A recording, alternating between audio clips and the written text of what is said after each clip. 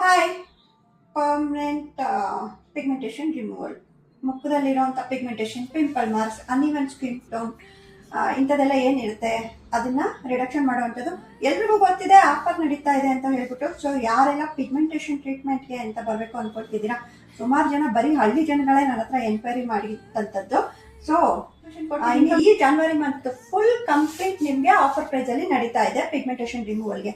So ಯಾರೆಲ್ಲ ಬರಬೇಕು ಅಂತ ಅನ್ಕೊಂಡಿದ್ರಿ, ಕೇಳಿದವರೆಲ್ಲ ಪಾಪ ತುಂಬಾ ಹಳ್ಳಿ ಜನನೇ ನನಗೆ ಆಫರ್ ಅಲ್ಲಿ ಕೊಡಿ ಮೇಡಮ್, ತುಂಬಾ ದೂರದಿಂದ ಬರ್ತೀನಿ ಅಂತ. ಸೊ ತುಂಬಾ ದೂರದಿಂದ ಬರೋರಿಗೆ ಅಂತಾನೆ ಬೆಸ್ಟ್ ಆಫರ್ ಅಲ್ಲಿ ಕೊಡ್ತಾ ಇರುವಂತದ್ದು ಇದೇ ಮೊದಲನೇ ಸಲ ನಮ್ಮಲ್ಲಿ ಸ್ಕಿನ್ ಟ್ರೀಟ್ಮೆಂಟ್ ಗೆ ನಿಮ್ಗೆ ಆಫರ್ ಕೊಡ್ತಾ ಇರೋದು.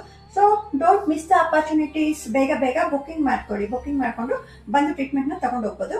ಮತ್ತೆ ಆಫರ್ ಪ್ರೈಸ್ ಬಂದು ಓನ್ಲಿ 2500 ನಿಮ್ಗೆ ಸ್ಟಾರ್ಟಿಂಗ್ ಪ್ರೈಸ್ ಇರುತ್ತೆ.